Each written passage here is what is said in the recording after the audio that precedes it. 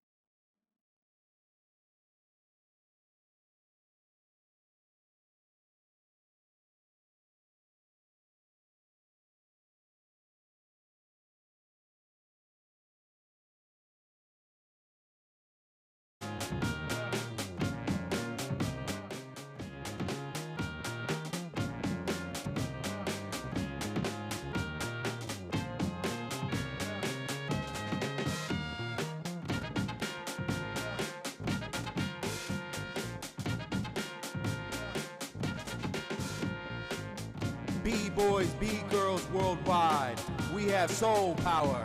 And when we break, we have solidarity. Style, flavor, finesse. Let's break free!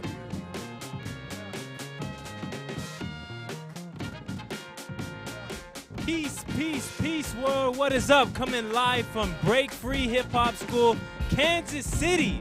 That's right, baby. Kansas City, where hip hop is alive and well. Thanks to my man Sugeasy in the house. How you feeling, brother? I'm good, brother. I'm good. What's up? What's up? What's up? What's up? How you feeling, man? It's good to be here, Kansas City, bro. So you can hold it. I can talk. Oh, I got the mic. I got the mic. I got the mic. How you feeling? I'm feeling good, man. It's good to have you guys here. Yeah, man. This is my first time in Kansas City, and as you guys can see, right behind us, authentic hip hop vibes, live and in full effect. All thanks to Suge and his amazing team here. Shout out to the whole Kansas City squad.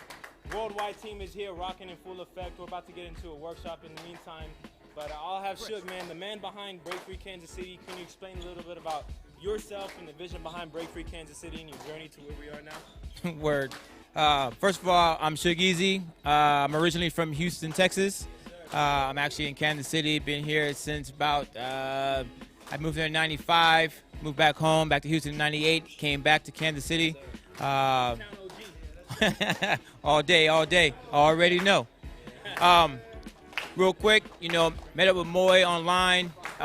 He was offering about hosting Break Free schools, and I was like, yo, how can I be down with that? We started going back and forth online, phone calls, and I was like, we need to make this happen. So we brought Break Free Kansas City to 2019. January. Right, and here we are now, man. Through the pandemic, of course, with COVID-19 going on right now, we hope everybody's staying safe. But I think it's a testament to see this going on right here with kids still coming into studios and us, having precautionary measures and cleaning and sanitizing. But hip hop, no matter what, can't be destroyed. No matter what, the movement, that movement, stuff, unity, having fun, no matter what happens, the universal language. I think that's at the core values of Break Free. What is your objective with students? What is your objective with Break Free in the local Kansas City community? What are you looking to do whenever students come through? Students come here to Break Free. Try to do it. Teach them about life. Teach them about life. Just like you said, dance is a translation. Dance is a translation. Translate what they want to say through dance, like poets. Yeah, bringing to fruition and manifesting that language, that unspoken creativity from the source all the way to the surface, right? Word. Yeah, so we got all levels of students here rocking with us today, right? All the way from the beginner level all the way up to the advanced, right? Right. We got beginners level, intermediate level. We got some kids that are trying to get into that champion class. Yeah. They're trying to get to that champion class. I see some of them killing it, bro. Oh, yeah. Some of them focus on style. Some of them focus on just a lot of technique with the dance right behind it. Yeah, Yeah, so let's take a look at the cipher. We're going to be coming with a workshop at 6 o'clock sharp as the students pour in. But let's take a look at the cipher, MVP. We'll throw it over to the other angle. Yeah, we're ready, bro. Check it. Ayana in the house. Let's go, Ayana. Let's go.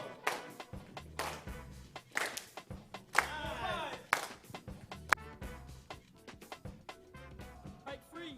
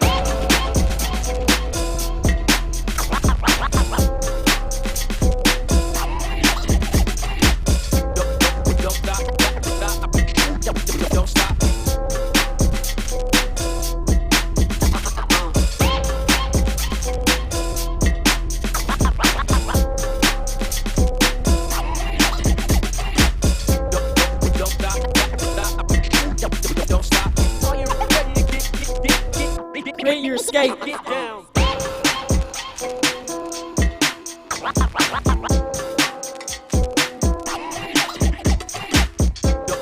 Don't stop. Don't stop.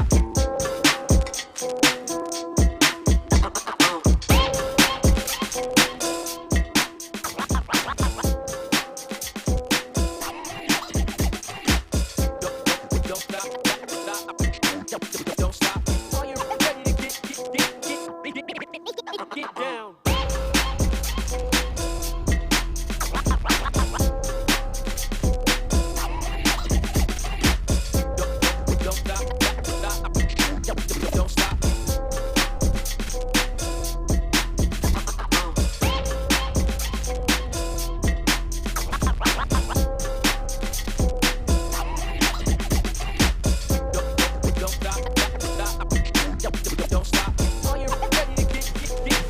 Solidarity 2020.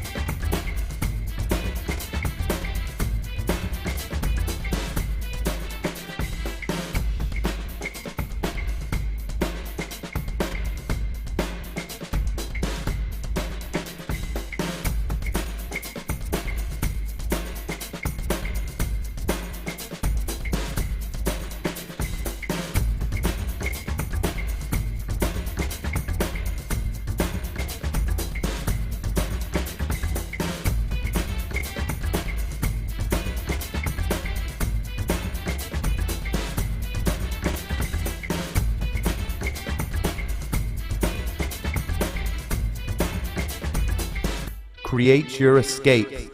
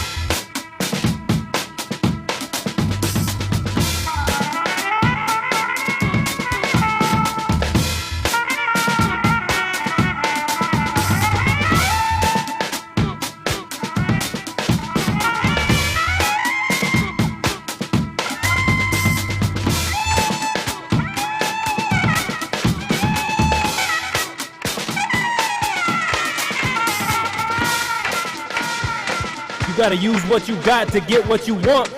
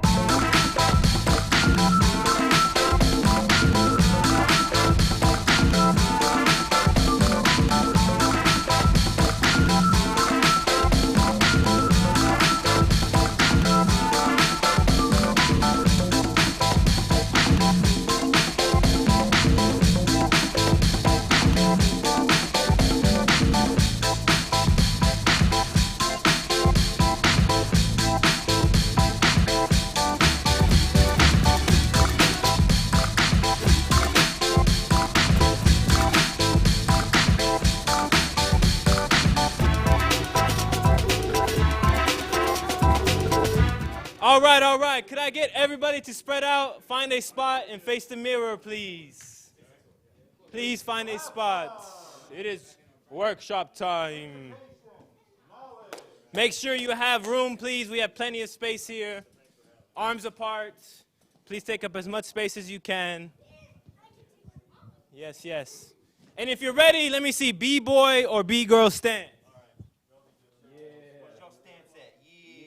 Who brought their style today? Let me see. Y'all didn't leave your style at home, right? Y'all brought your style. Make a weird face like this. No, not like that. Like this, right? Don't listen to him. No? How are you guys doing today? I said, how are y'all doing today?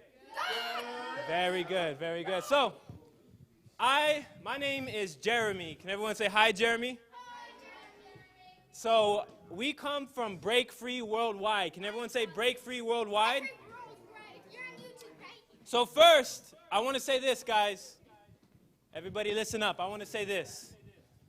You guys have amazing, amazing mentors and teachers in Mr. Suge, Mr. Kevin, Mr. Nick Davis, who is a DJ, and every teacher who is here and takes their time to mentor you guys here at Break Free. They do it out of passion. Can everybody say passion? You guys know what passion is, right? It means it comes from your heart. And I can speak on behalf of everybody at Break Free, whether it be us from Break Free Houston or everybody here at Break Free Kansas City, is we love hip-hop, and we love to teach hip-hop and to teach peace, love, unity, and having fun, right? I hope that, think back to when you guys came here on your first day to Break Free. Can you guys remember the first day you walked in these doors? I did this. Yeah. So when you guys walked in these doors, did y'all feel the vibe? Did y'all feel the energy? Yes? You guys can speak up. Did y'all feel the vibe? Yes! That's what hip-hop is, guys. Hip-hop is a feeling. Hip-hop is a genuine positive feeling, right? And after you gain that feeling, hip-hop then becomes a journey. Everyone say journey. Journey. And on this journey, you learn how to become a student. And on that journey of becoming a student, you develop that passion to master your skills and develop your own style. Everybody say style. Right now in the cypher that we just did, we definitely saw different styles, right? Everybody going out and representing. And again, that's what hip-hop is about. You being yourself. Only you can be the best you, right?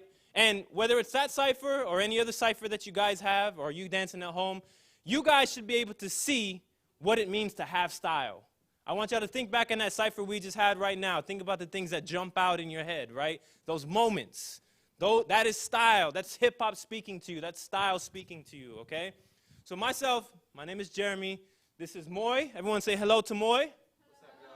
This is Beast Boogie. Everyone say hi, Beast Boogie. And this is Palmer. Everyone say hi, Palmer. And also we have Mr. Josh, or as we call him, MVP. Everyone say hi, MVP.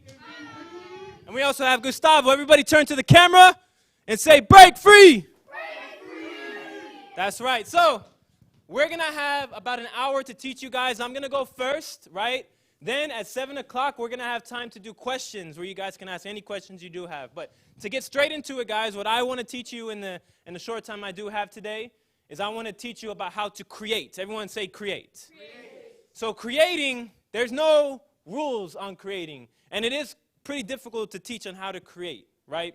But we're going to do a drill today, and hopefully through this concept, through this drill, it's going to show how you can create moves, right? And I'm sure you've heard this word before. Can everyone say foundation? Foundation. Say it loud. Say foundation. Foundation. Foundation is very important. Foundation is the ground that you lay underneath your style, right? It's how you create. So you have to have a strong foundation in order to create and to develop your own style. So things like CCs, kickouts, six-step, handstands, baby freezes, these moves, kickouts, these moves that Mr. Suge teaches you guys, these are things that you need to build your foundation on and which will help you create these moves, okay? So I'm going to place the mic down right now. Could you hold this? So I want everybody to come down to this position right here, what we call home position. Everyone say home position. Home position. So we're going to go over a couple of foundational footwork steps, and we're going to learn what it means to create and come up with new moves out of foundational moves. And the first thing we're going to go over is kickouts. Everyone say kickouts. Kickouts. Everybody knows what kickouts are, right? Yeah. Let me see you just hold one. Boom. Hold it strong. Hips up, form, everybody strong. Back in. Switch to the other side. Out. going. Out, in, out, in, out, in, out, in, out, in. Everybody relax here in home position. What's up, buddy? How's it going? Can I get a high five? Yeah, thank you. Awesome shirt with the sharks. Can I see you right here? On your toes, just like this? Very good. All the way down. Yes, just on your toes. Very good. So, so we're gonna be doing a kick out, and I want us to focus on the details of our kick out. Everybody say details. Details. Details play a very, very important role in creativity, okay? So details go from small details to big details. We're gonna focus on small details right now, and we're gonna focus on hand placement. Everyone say hand placement. Hand placement. Let me see everybody hands up. Follow me. Knees, cross, one here, one out, boom, bat, boom, elbow, other elbow, boom, touch your toe. Everybody saw how we were creating shapes with that, right? If you were able to see in the mirror, it created this beautiful movement like a school of fish, right? That's how important hand placement is, and that's how we create shapes, okay?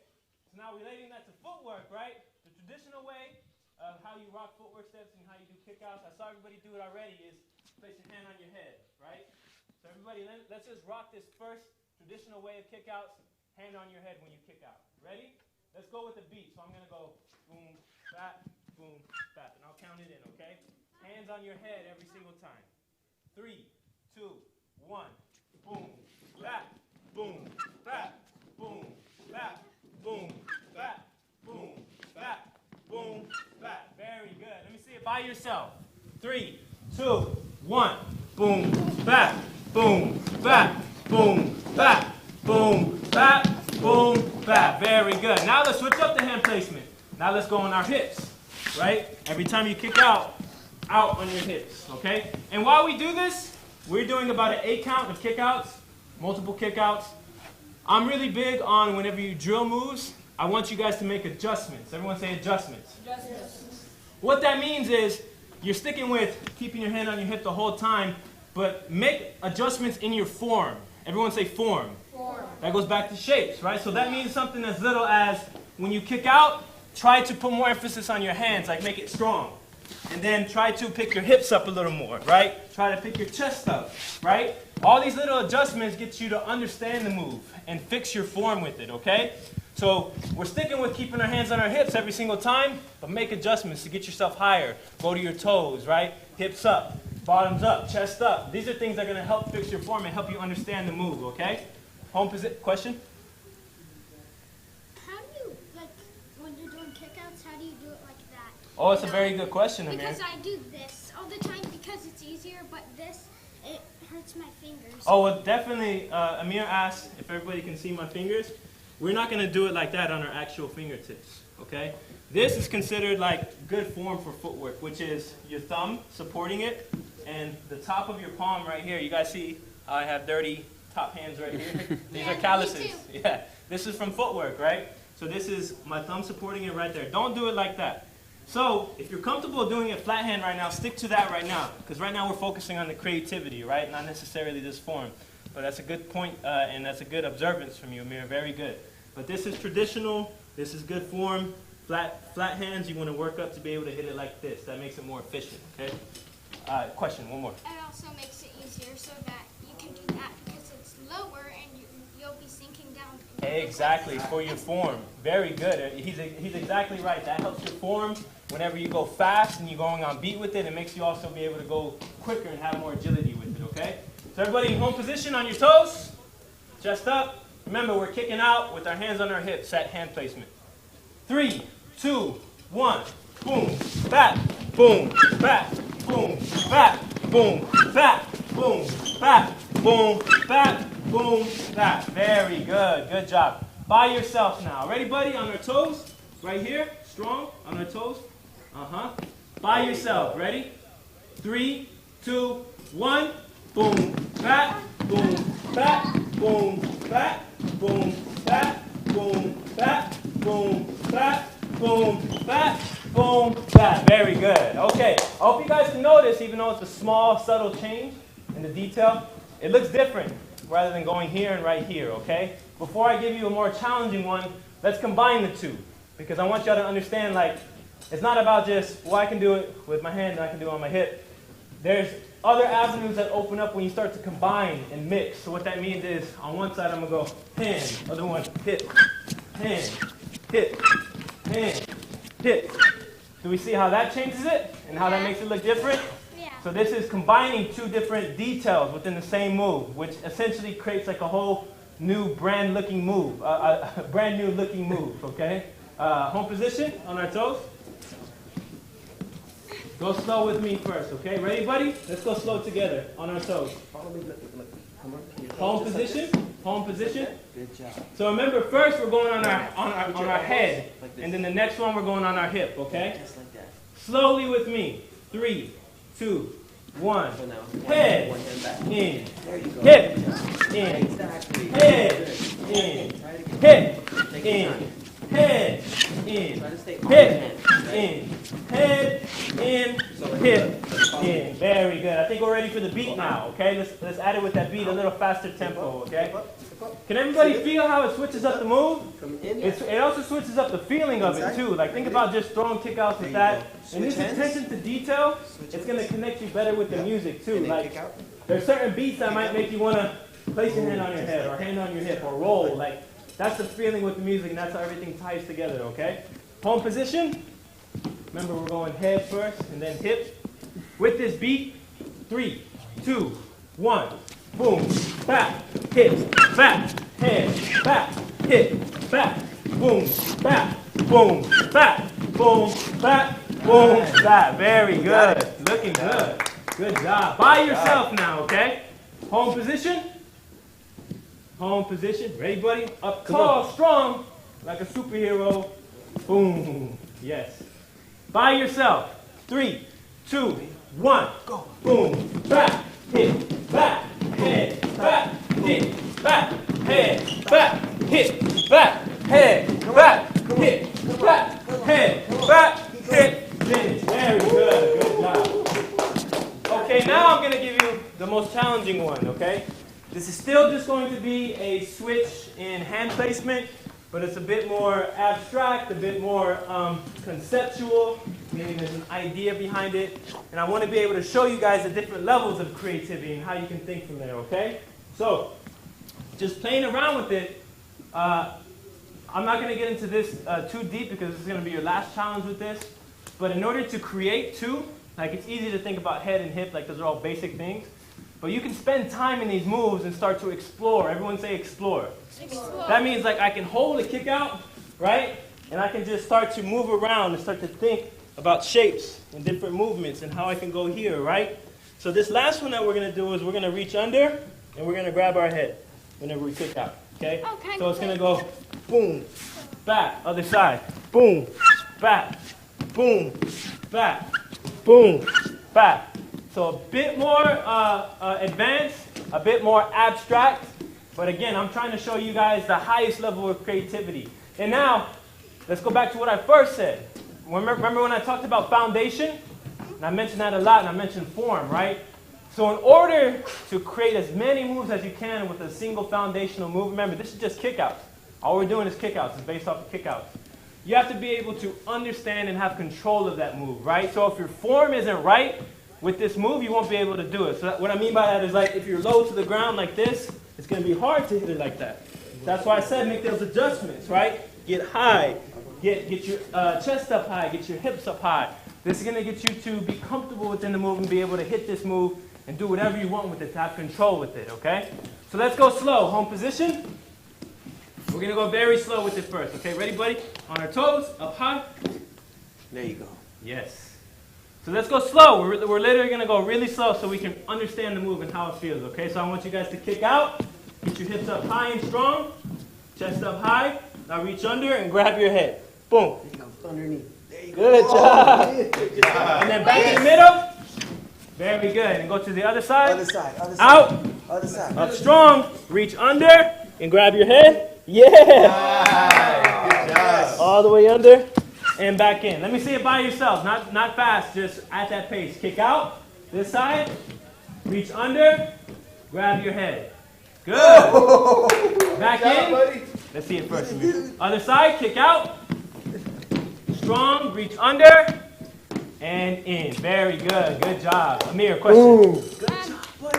I was doing it like when I kicked out. I did it like grabbing my hat. Yes, that's good. Very good. Because grabbing your head is a little bit hard. Yeah. No, Because the hat you'll is have good. to go like this. But see, that's a fresh That's move fresh too, too. right there. That's fresh too, though. That looks good too. All right, so now let's apply a little bit of faster motion to it, okay? So let's go with the beat. Boom, bap, boom, bap. So on home position, now that you've felt the move and you've understood it and you did really good with it, let's see it on beat now. So let's go on our toes. All right, remember reaching under and grabbing our head. 3, 2, 1. Boom, bap, boom, bap. Other side. Boom, Other side. bap, boom, bap, boom, bap, boom, bap, Other side. boom, Other side. bap, boom, bap. Very good. All right, let's see it by yourself now. Dude, he's killing it. By yourself now, okay? Here we go. Home position. After this one. Home position. Come on, dude. Come on, right. 5, Same move, 6, same move. 7, Yeah, all right, let's 8. go. Boom, back, Do it. boom, back, boom, back, boom, back, Boom. Other boom, side, other side. back, boom, back, boom, back. Very good. Clap for yourself, guys. Good job. Good job. Question here. Whoa. Other side, one more time. What I did with my hat was not considered creative. Yes, it was. It also is adapting, meaning everybody, and this is also a good lesson on like how your outfit plays a role, right? Maybe if you didn't have a hat, you would be grabbing your head, but since you have a hat, you're adapting, you're using your outfit, you're using your environment to create. So yes, Oh, that is a part of creating. Kind of like some of the people did with like their cars and stuff in one of them, and The cars? yeah, He's like talking about sometimes Ray in the group session. championships and stuff. Yeah, some people would say Oh, yeah, like Like- jumping off the cars. yeah, man. they would say Using your environment. so Yeah. they would say zero gravity and stuff, Yes. like hold up and then tear it like Exactly. That's And telling then- a story. and stuff You're paying like that. attention. Yes, you are. That's Very good. good, Amir. Very, very good. So now, here's your final challenge with this, okay? So I gave you guys 4 creative details adding to a kick out, right? It was head, it was hips, then it was switching up hands and hips together, and then it was reaching under for this abstract type of kick out, right? Now, I want you to create, meaning it's up for you to explore. Remember that word explore? Everyone say explore. Explore. So I'm going to turn on the music, and you have under 5 minutes to be able to spend time in kickouts exploring with different hand positions, and I want to see what you guys come up with, okay? So that means, again, the exploration is kicking out, thinking about hand placement, thinking about movements, thinking about ways to make the kick out better, and just going through different things in order to make this kick out creative, right? I want you to think, and I want you to take your time and explore. Use the music as your fuel. That's another thing that we haven't been listening to music this whole time, right? But music is your number 1 fuel in order to create, right? So you can use this music as you go to explore, to create, and have that fuel to spend time in the kick out, play around with hand placement. The music might tell you to roll your hands. The music might tell you to grab your knee. The music might tell you to come up more, right? That's what you use as fuel. Does everybody understand? Kickouts only, that's what you're spending time in, okay? So MVP, you can turn up the music.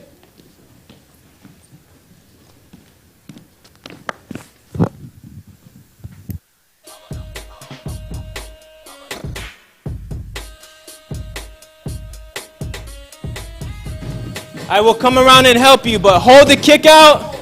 Think about your details, think about your hand placement, okay?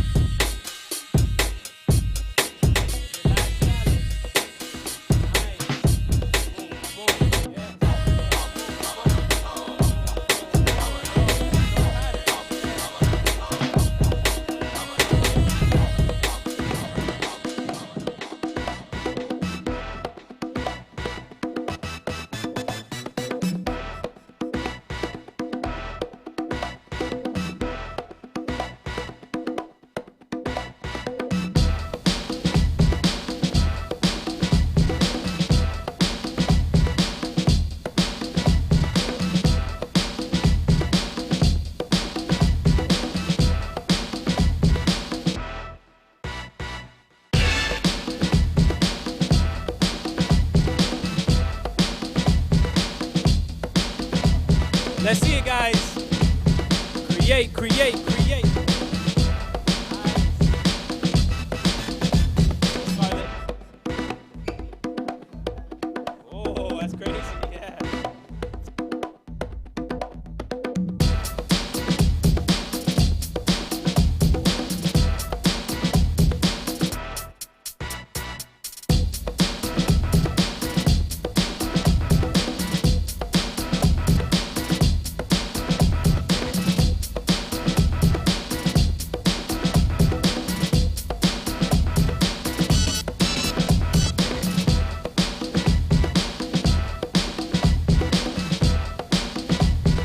Rough Rider, let's see it.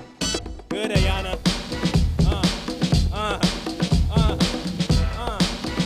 Nice.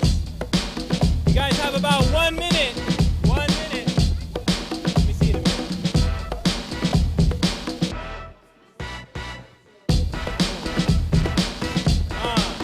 Boom. Front, boom. Boom, double hands. Nice. Building off that kick out. You go. Spin out.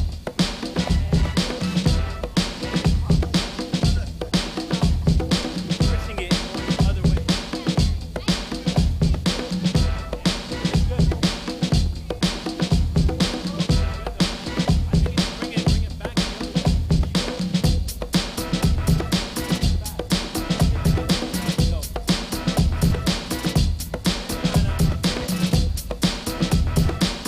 Play around with what we did.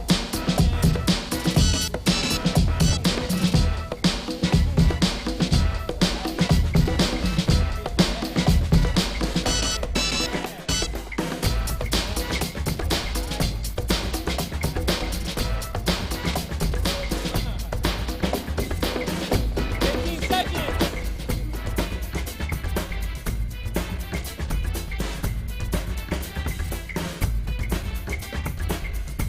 Ten, 9, 8, 7, 6, 5, 4, 3, 2, 1. Very good. All right. Make some noise for yourself, guys. Good job. Before going into my last thing and what I'm going to say, that vibe, I spoke about that vibe. That vibe right now when you guys are creating, I could just tell, and like from the other instructor going around and helping with you guys, like that's what happens whenever you create. Like there's good vibes in the air, and I felt that with it, and I saw everybody trying and exploring, and literally, guys, I wanted to start the workshop with this because that's what breaking's about. That's the funnest part of breaking, is creating, right? But it's important, I want you guys to understand that it always ties back to your foundation. You wouldn't be able to create without the foundation, right? You wouldn't be able to come up with these moves that you're creating right now if it wasn't for that kick out and your understanding of it and your mastery of it and your control of it, okay? So let's do this. We'll go one by one. You guys stay in your spots, but I want y'all to show what y'all create, okay? And so I don't take up the time of the next instructor, we're going to go pretty quick with it. So you'll display it. So you'll display it. Everyone make some noise, and we'll go on to the next one, okay? So first, Scarlett, let's go. 3, 2, 1. Boom, boom, boom, boom. Nice. Make some noise. Make some noise, everybody. Super dope, Scarlett. Rough Rider, let's go. Boom. Other side. Behind the back. Boom. Behind the back. Boom. Make some noise, y'all. Ayana, let's see. Boom. Hands. Boom. Boom. Boom. Boom. Make some noise, y'all. Amir, let's go. Yes.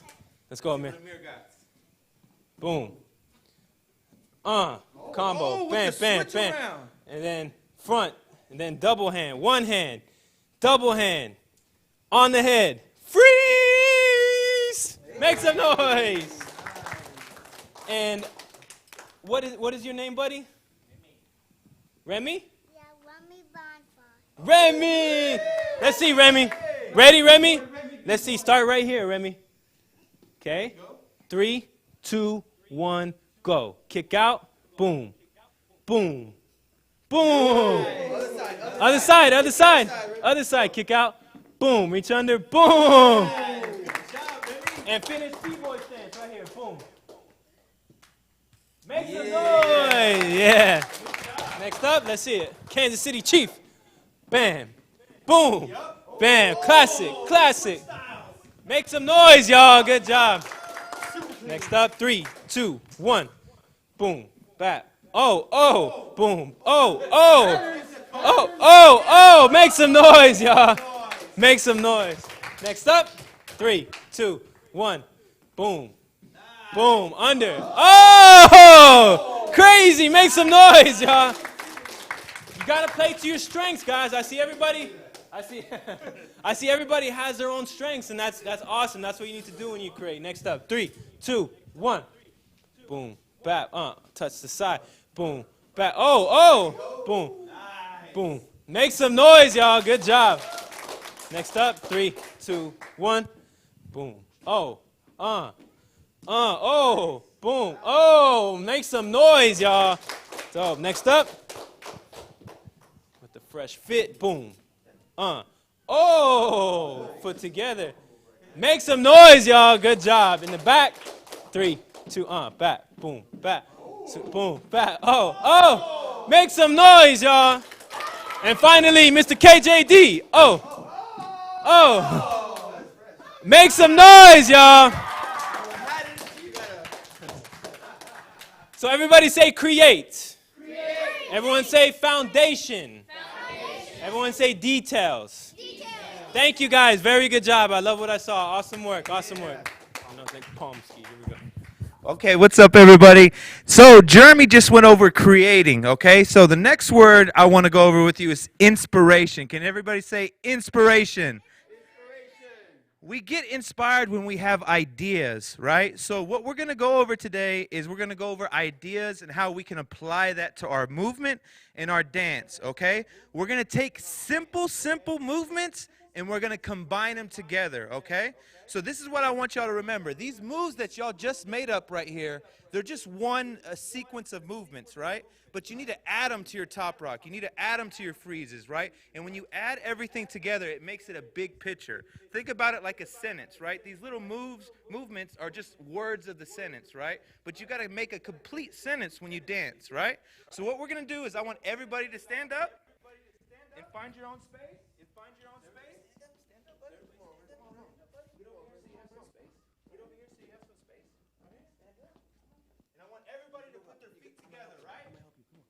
And all we're going to do is we're going to break down these first couple of steps, okay? So feet together, right? And all we're going to do is we're going to take our left foot and step forward, right? All right? Simple enough, right? So go back. Yes. One forward. Go back. Go back. One forward. Okay. So with that foot right there, what we're going to do is take our right leg and cross it over.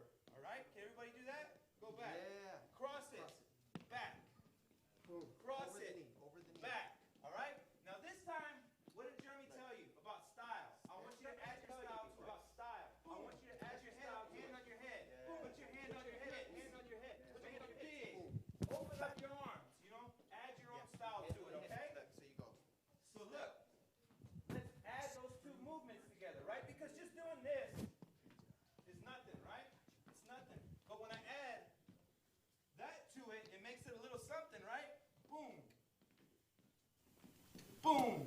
All right? So feet together, everybody. Let's do those first two steps together. 5, 6, 7, 8. 1, 2. Good. Let's do it again.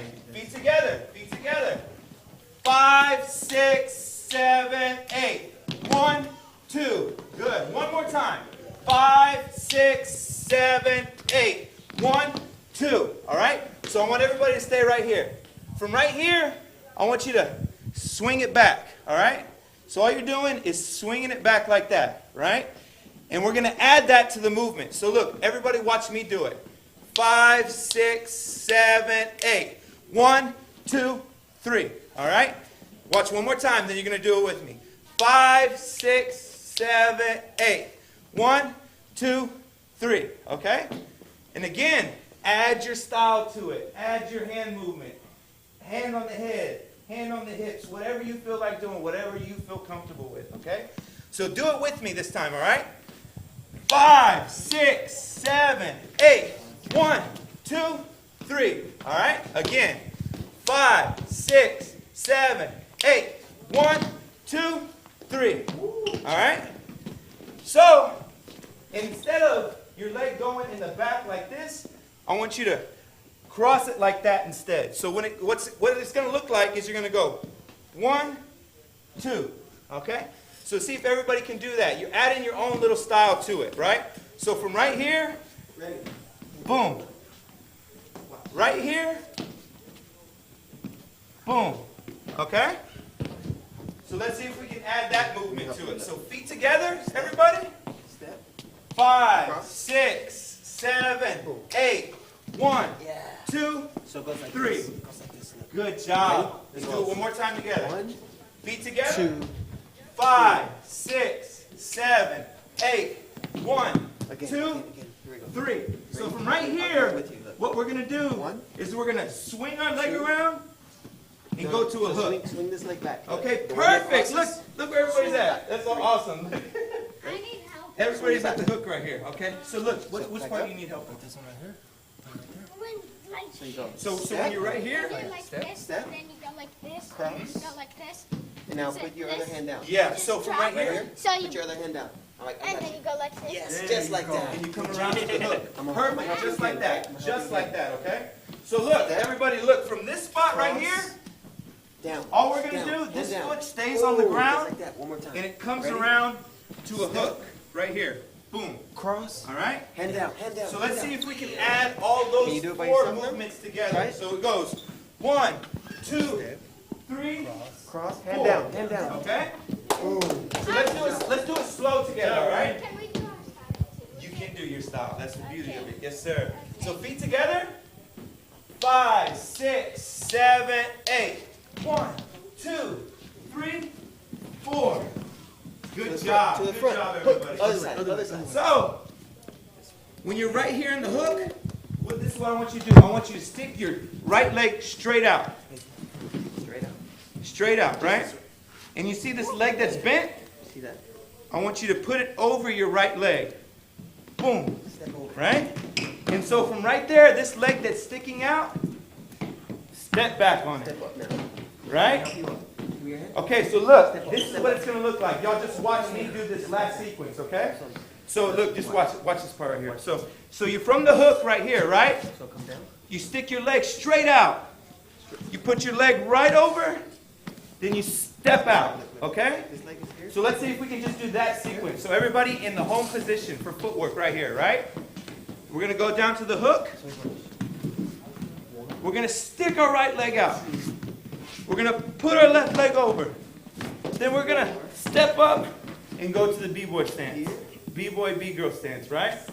So, the idea is combining all these little movements together, okay? So let's add everything together from the top to the bottom. We're doing our go down, and then we're going down to our footwork, all right? So that whole sequence, so this one, so 5, 6, so just watch me. 5, 6, 7, 8, 1, 2, 3, 4, 5, 6, 7, 8. All right? That's a whole 8 count of movement, all right? So let's do it together. Feet together. 5, 6, 7, 8. 1, 2, 3, 4, 5, 6, 7, 8. Good job, everybody. Let's do it again. 2 more times, then I'm going to put on music, and we're going to go with music with it, all right? So feet together. 5, 6, 7, 8. 1, 2, 3, 4, 5, 6, 7, 8. Good job, all right? So let's play some music, and we're going to go with the tempo of the music, all right? Ready? Everybody, feet together. 5, 6, 7, 8. 1, 2, 3, 4, 5, 6, 7, 8. Good job. I want to see y'all do it by yourselves. Very good job. Feet up, feet together. Let's get it. 5, 6, 7, 8. 1, 2, 3, 4, 5, 6, 7, 8. Good job. So again, this is about creativity, right? We're taking these little movements and we're adding them together. Because what did I say earlier? When our feet are together, we're just doing this. Doesn't really look like much. Oh, let's add this. Let's add that. Add that. Boom, boom, boom, boom. All right? So again, just remember, whenever you're creating, you have these little movements. They're very, very important when it adds to the bigger picture of your dance, okay? So everybody say creativity. Creativity. Inspiration. Inspiration. Thank you. I appreciate it, y'all. I'm going to hand it off to, I think, Beast is going to go next. Yes, sir. Real quick. Go. I want Remy to do it, but I'm just watching you. Oh, look, let's check out Remy do it. Let's go, Remy. Let's go, Remy. Show him the move that you just learned. Boom, Boom. boom, Boom. boom, Boom. hook, Hook. leg out, Oh. over, finish, Oh. finish clean.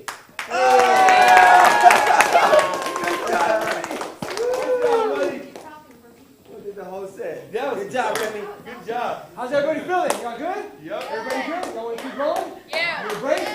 All right. What we're going to go over is balance, coordination, and control. Let me hear you say balance. Balance. Who knows what balance is? What's balance? Balance. Wait, are you talking about mentally What's or the defi- physically? What's the definition of balance? Good question. Anybody? What? I know for sure. If this is breakdancing, it's not mental, really. It's This is It balance. is. Balance. That's a perfect example of balance. So the first thing he did was open his arms and pick one leg up, right? That's the first thing you think of when you think of balance. That's because it's the sharing of weight. You're going to share weight. So if you have this much weight on this side, you also want to have this much weight on this side. That's balance, okay? So next thing is coordination. Let me hear you say coordination. Coordination. Coordination. Who can tell me the definition of coordination? What? Eye coordination, right? It's an example of it. Anybody? My boy of me. Coordination is when you do multiple things at one time. You're able to move multiple body parts at one time. Similar to dancing, right? So when you brush your teeth, how do you brush your teeth? Let me see. Show me how you brush your teeth. Everybody, go. Easy, right? Easy. You just back and forth. Doesn't take much coordination. What about when you walk? up, down, Up, yeah, up, down, When up, you're down. walking, you go When you walk, okay, a little bit more coordination. You're using your arms and your legs. Well, when we dance, we use everything, especially when we're doing footwork and power moves. We're using our hands, our feet, our knees, our head, our body, everything, right? So that's coordination, being able to move multiple things at one time. And the last thing is control. Y'all know what control is. Everybody raise one hand. Everybody raise one hand. All right, put it down. Raise the other hand. Perfect. That's control right there. I'm telling you to do a movement and you're doing it. You're controlling your body to do the movement, all right? So we're going to go over two things that help with balance, coordination, and control. To me, they're the most important thing you can do, especially when you're going to practice your freezes and power moves. Y'all know what those are? Freezes, power moves? Yes. Yes. You should know what freezes and Freezes, power but moves are. Power moves Yes. are like, I think Like backspins, one of you guys flares, told me, windmills. and stuff like that. And Yes. what You about- got it. You know everything. You just don't know the definitions. That you're gonna get them, all right? So real quick. So the first thing we're gonna do is a handstand, all right? So real quick, everybody put your hands together. We're gonna warm up our wrists just real quick. So if you ever want to warm up your hands, your wrists, your forearms, you're gonna do this and go back and forth, all right? Put your hands together. I got this workout from boxers. So y'all know boxers, like how they box? Well, the main thing they use is their hands and their wrists. So this is exactly what they do to warm them up. What we're going to do is put a lot of weight on our hands and wrists right now. So we want to make sure we warm them up. We don't want to hurt them. We want to stretch them, okay? Now let's go in circles. Circles, just like this. Without moving your arms, only move your hands. This is part of coordination. This is part of coordination as well. What's up? You're moving your arms. I'm moving my hands. I just mean don't do this. Oh, don't do Your this. elbows. Chicken All right, man. shake it up, shake it up, shake it up. Your elbows kind All right, last one. Hands out front, and we're just gonna go wrist rolls, just like that. Yeah, you want to try to keep your arms straight, keep them up. Remember, control. So don't bend them, don't do this. Go big circles, big circles. Nice, nice, nice. All right, shake it up, shake it up. All right, so we're gonna go into a handstand. Who knows how to do a handstand? Everybody kind of knows how to do a handstand? All right, well, what we're going to work on is our balance in the handstand, all right? So I know some of y'all can get up into it. You can wiggle around, walk around, maybe hit a freeze. But what I want you to do is be able to hold that freeze, balance that handstand, okay? So when you balance, what I mean is you want to go up, hold, and not move. Boom. All right? So the first thing we do, everybody hands open just like this. Fingers spread all the way, yeah. So whenever your hand's on the ground, you always want to have your fingers spread. It's like a tree. If your arm is your tree, what's the bottom of the tree? What holds the tree up? The roots. So your hands are like your roots, right? So the roots, they spread out like all the way. So just like that, you want to have your hands open, all right? So put your thumbs just like this. Put them to your side. Go straight up. Hands open. That's exactly how you should be. All right? Now, I'm going to show you from the ground. If you know you have it from standing up, you can do that as well. But let me show you the two ways. So one, we're going to take our hands, shoulder length apart. So you don't want to do them like this, spread out. You don't want to do them like this. Just right here, straight, open. All right? Then, one foot up. Then you're going to kick up, feet together, legs straight. Come back down the way you came up. That's one of my number one rules. You always want to come up and go back down the same way. So you don't want to fall backwards onto your back. Why do we not want to fall onto our back? You could knock the one down yourself. Because you could not. You don't want to get hurt, okay? So this is part of control. Control your legs. So when we go up into the handstand right now, feet together, legs straight. Here, boom. Come back down the way you came up. All right? We're going to do that for 20 seconds, okay? So make sure you have some space. MVP, you want to put on some music in the background, please? 20 seconds. Hands open, feet together, legs straight. Ready? Let's go.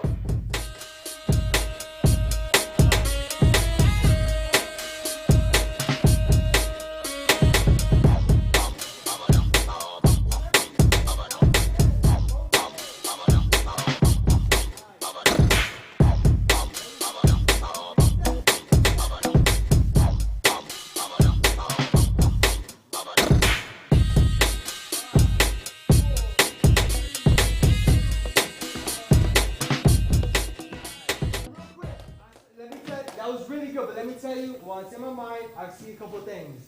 So one, a couple of y'all have your arms spread. Remember, shoulder length apart. So you don't want to spread them too much, or you don't want to have them too close. Right here, thumbs by your side, right up, right straight up. Like your shoulders, basically? Yeah, shoulder length apart. So your shoulders are here, hands straight up. Second thing, a lot of you do this, and this is part of the coordination and the control. You go up with one leg, but you keep the other one down like this.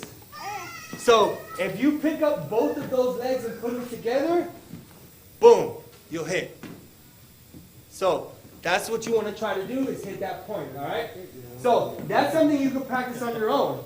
I want to move on to freezes now. So this time when you go up into the handstand, we're going to do it again for 20 seconds. But this time, I want you to do the figure four. Let me hear you say figure four. Figure four. Who knows what that is? Exactly. It's when you take one foot and you put it over the other knee, just like this. Oh. Yes. I thought it was So you're legs. basically putting your ankle over your knee. Now, what we're going to do is go into the handstand and put one foot over the other knee. All right? 20 seconds. Ready? MVP, hit that music. 20 seconds. Let's go. Figure four. Nice. Put your knee in the front, not in the back of you. Put it on the front of you. Spread those fingers. Spread those fingers. Yes, nice. That was good. That was good.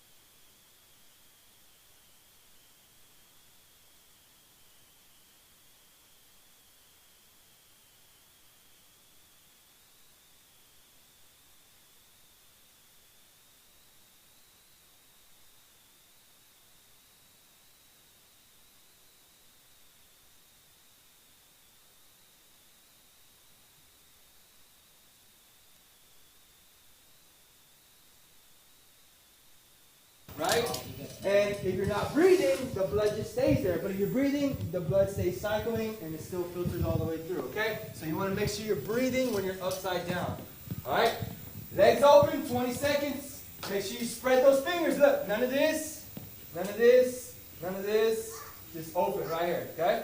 Here we go, 20 seconds. Let me Like repeat. you're pushing the floor or something. Yes, exactly. That's a good way to look at it. He said like I'm pushing the floor. Hold very close. 20 seconds. Legs open. Nice. Keep the arms straight. Try not to bend your arms. Keep your arms straight. Lock them.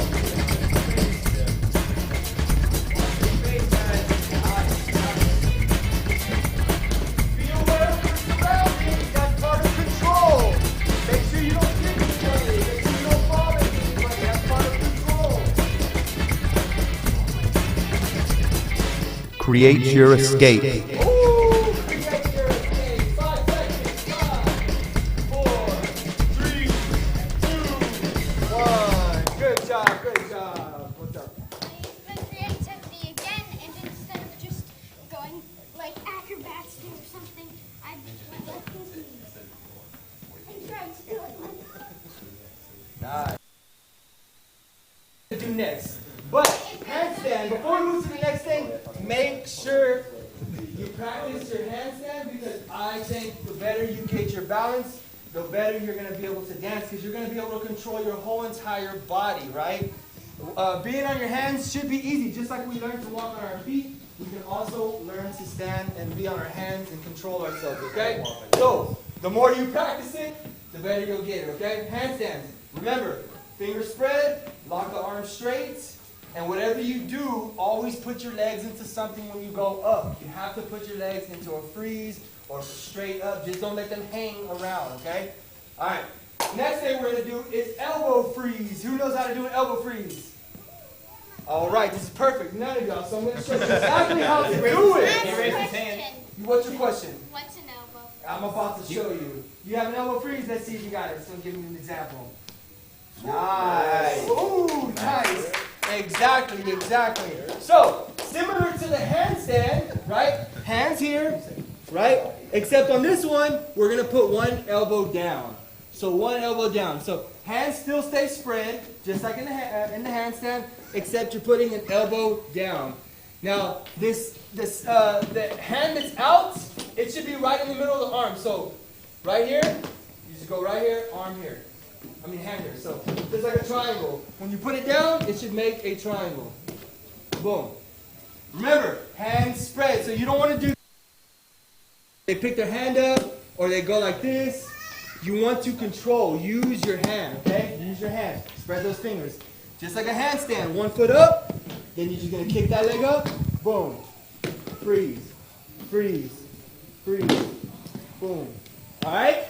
So, let's do 20 seconds of that. Spread those fingers. Look, I can already see in the back. Hand open. Hand open. There, hand open and flat. Yes, remember, do not ball your fist up. Same thing. Control your legs. Don't just go up and let your legs hang around because then what's going to happen? You're going to fall. So go straight up into a freeze. 20 seconds. Let me feet. Let's go.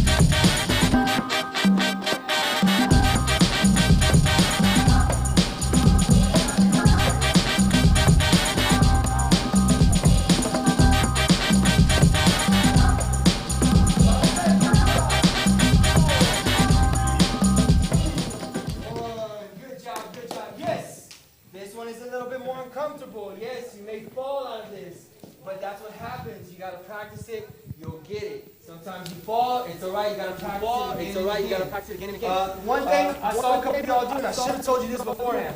But when you put your elbow down right here, this part you want it to stay straight. So you don't want it to bend this way. You don't want it to bend this way. You want to keep this part straight. This is what's going to hold you up right here. So you always want to keep this one straight. So I saw a lot of y'all bending it and moving forward, right? That's going to happen. So this is where your hand comes into play. Make sure your hand is open and spread and you use it, okay? Yeah? All right, elbow freeze. Let's do that one more time, and then we'll go to the last thing we're going to do. So elbow freeze, 20 seconds. This time, if you weren't using your legs or you weren't thinking about doing a freeze, this time think about a freeze. An easy one, legs straight up together. Another one we practiced already, figure 4. Or another one we practiced already is with your legs open, okay? So you can practice any one of those. 20 seconds, here we go. Let's go. Yes, nice, nice. There we go. Spread those fingers, remember. Use those roots. The hands are the roots. Spread those fingers. Put your legs into a freeze, right? When you go up, put your legs into a freeze.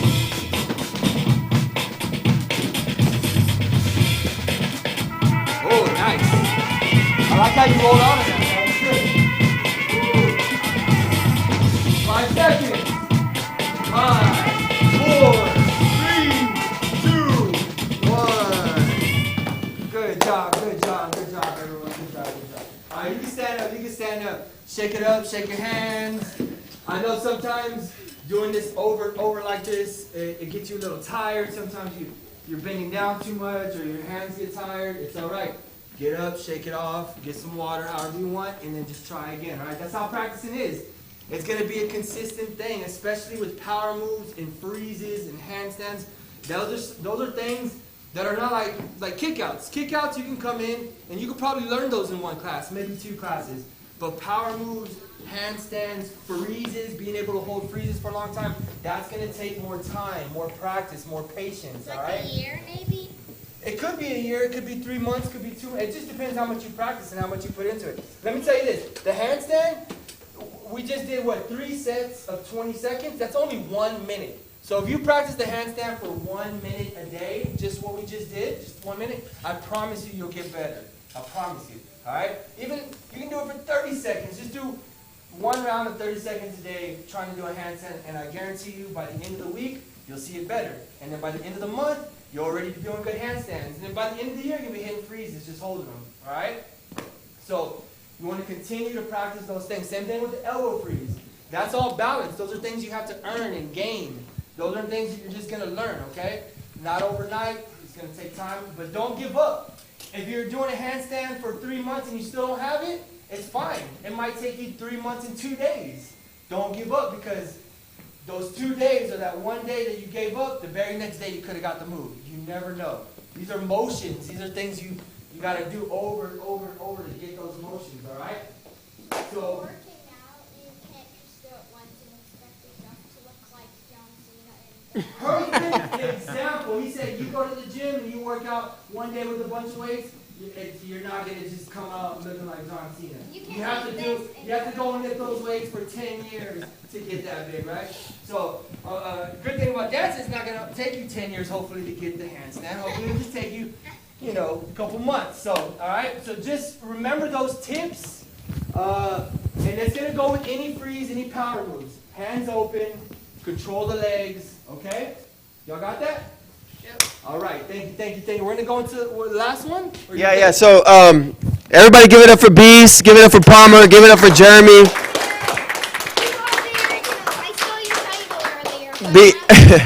Because of time, I'm just going to go over a few things of what I think is important for you guys to learn from the mental side, and then we can open it up for Q&A because of time. But one thing that I always tell my students is, if you can't picture yourself doing it, you're going to have a hard time doing the move. You first have to envision what you want, right? Because we can be up here, you can have your mentors, your teachers, anybody that you look up to telling you what you need to do, but it takes you to do it, right? And the number one thing that has helped me, I've been breaking for 25 years, right? And so I remember being a kid, and the one thing that helped me was being able to picture myself do something. If I saw something and I wanted it badly, I had to picture myself doing it. And once you can picture yourself doing it, then I feel like you can understand the body mechanics of the move better. So the body mechanics are the way your body moves or adjusts to the type of movement that you're trying to learn. That's extremely important to understand because from the outside, we see B-boys and B-girls do all these crazy moves, and then we want to dive right into it. Now, when we dive right into moves without understanding the move, the number one thing that's going to happen to you is you're going to get hurt. And if you keep attempting that, you're going to keep hurting yourself even more. So you have to understand the move. You have to be able to see the move in your head. And then you have to break the move down, right? So, for example, I'm going to show you guys an example. Can everybody just take a seat right where they are? And you guys know this move, but it's pretty simple, right? You guys know what the air baby is, right? Yes or no? So the air baby is this move, right? This freeze right here, just like that, right? So first is you have to understand why does the move, look like that? How does it sit in that position? How is the person that you're watching able to hold it? So the first thing that I would advise is see if you can just see yourself doing it like this, right? So this is the move. This is basically the move right here, right? So if this was the floor, I'm doing the move, right? So then you take that same approach and then you apply it to trying to do it. I would use the wall, a mirror, or whatever, but I would put my hand on here and I'm like, okay, if this is the floor, I'm going to do that. And then so now you start, your brain starts to familiarize with that movement, right? But if I just saw it and I just go in, it's not going to work that way. It's not. So you're creating a bad habit early. And it's good to create good habits early because it allows you to familiarize yourself with something that your mind or your body doesn't understand. When we're walking and we trip on something and we fall, normally you're going to fall and hit yourself hard. But over time, if you fell multiple times, what starts to happen? You start to kind of roll. You start to put your hands down because your body familiarizes itself with that fall. So it's the same thing with breaking. With breaking, you have to understand why moves do certain things and why they're positioned a certain way. So let's take this move, for example, right? So when I first started to do this move, I know that, number one, it was going to be tough and difficult, right? So you have to do it to where it's like, okay, let me just keep tapping and keep doing this. And once I get comfortable and I start to balance myself out, I will hold it a little bit longer. And then I would go up a little bit longer. And then I would go up a little bit longer. And then I would use my strength and really just try to shake it all the way off, right? I don't know if you guys saw me do it earlier, but I was doing it, with one hand. So over time, you'll start to understand the concept and the balance of the move and that it doesn't really require so much strength. So breaking in the beginning, it's going to be really focused on strength. You're going to use every ounce of muscle that you have. And you're going to burn yourself out, and that's why it's tiring. As you experience more and more breaking or more moves, you start to understand that it's more about balance. And this is why I liked what he said earlier. When you're talking about balance, are you talking about physical or mental? And it's true. In some point, your physical balance converts to more mental balance because you start to understand what your body can take and what your body can't take. So you won't do things that you know that you shouldn't be doing. So you have to know what you can do and what you can't do, right? And that's a big piece of advice that I want to give you guys early because when we're excited about something, we dive right into it because of excitement. It might work out 1 time out of 10 times, but 9 times out of 10 times, you're more likely to get hurt. And so you have to understand and familiarize yourself with what the move looks like. First, up here. See yourself and close your eyes and envision yourself doing the move. If you have a hard time finding yourself in that move, you're going to have a hard time learning it. So really meditate in the move and really try to understand it. When I was your guys' age, I didn't have anybody teach me. So I would go to school with black eyes, bruises from literally falling and hitting myself and trying to understand, right? So I learned the hard way. So what I'm sharing with you is 20 plus years of experience on how to understand the move from this perspective. Not actually doing it, right? Even though doing it is definitely a vital piece of learning, but you also have to step away from the dance and be able to look at the dance from out here, right? That's extremely important. Now, it may not seem like nothing right now, but you're going to thank me later for it. Because if you can't step away from the dance and look at it from a bigger picture, you're going to have a hard time learning or doing this for 20 plus years, right? Why I'm still able to do it, and I feel pretty strong. I'm going to be 37 this year, and I feel like I can still compete at the highest of levels, is because I've learned how to look at the dance from every angle that could benefit me to be able to do this long term, not just short term. Because when I start, I fell in love with it. I did it because it was exciting. I loved the dance, and I was practicing all the time. As I got older, I started to get better and better, and I started to win competitions. And I'm not saying competitions is the way to go. It's a part of what we do. But it motivated me more. I'm a person that loves to be challenged. And then so it inspired me, like Palmer said, using inspiration to do other things. So it inspired me to challenge myself more and maybe do international competitions. And I did that. And I advanced from, national, local, national, so to international. So with that being said, is some of you guys in here, your dream might be to compete at the international level or one day make the Olympics. Well, you can't go from right where you are to the Olympics without going through the obstacles to get there, right? First winning a local event, then winning a national event, then winning an international event. These are the steps that you have to take to become great at what you do. And that's what I want to share. So you have to look at everything from out here. You have to do it right there. Does that make sense? And that's really, really important because you guys, I know that you guys sit at home, you watch videos, you're inspired by people that come to the studio that teach. Your teachers should. Everyone in here in the building is some source of inspiration, right? But you yourself are going to be your biggest battle. You're going to want to get up some days, and you're going to want to stay in your bed most of the days. And that is the hardest battle to get through. So you have to know what you want early to be able to accomplish what you want later. If not, you won't get there. You won't. So you have to know what you want, and you have to know what it takes, and you have to know that you're going to beat yourself up trying to get there because it doesn't come easy. And I want to be able to share that because if I'm not 100% real with you guys, then you're going to struggle thinking that everything is easy trying to get to a certain level. And I say that because, I've been fortunate, just like these guys. I'll speak on behalf of myself, though. I've been fortunate to travel all over the world since I was, 14, 15 years old, doing what I love to do. And that's a blessing. I've been to 75 plus countries. I've never paid for a trip, ever. And people saw something special, and so they wanted me to do that. So that inspired me to want to get better, because if people believed in me, then I start to believe in myself even more. So that's the next step, right? Outside of understanding the dance from outside here, now you have to understand the people around you and who is actually there that believes in you. Because then you need to surround yourself with those people more, right? And then you do that, you apply step 1 to step 2, and then step 3 is you make it a routine. Do not stop that. Keep that going.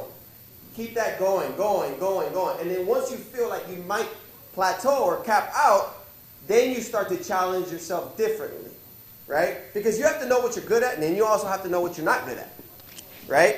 When I'm competing or I'm performing, I'm not going to attempt something because the crowd is, there's 100,000 people or 10,000 people or 100 people in the crowd, and they're going crazy. And sometimes we get so amped up, we want to try things because we know we have the experience.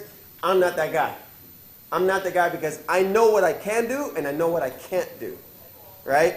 And sometimes, even when I was watching you guys in the Cypher, I saw your excitement more than I saw your experience.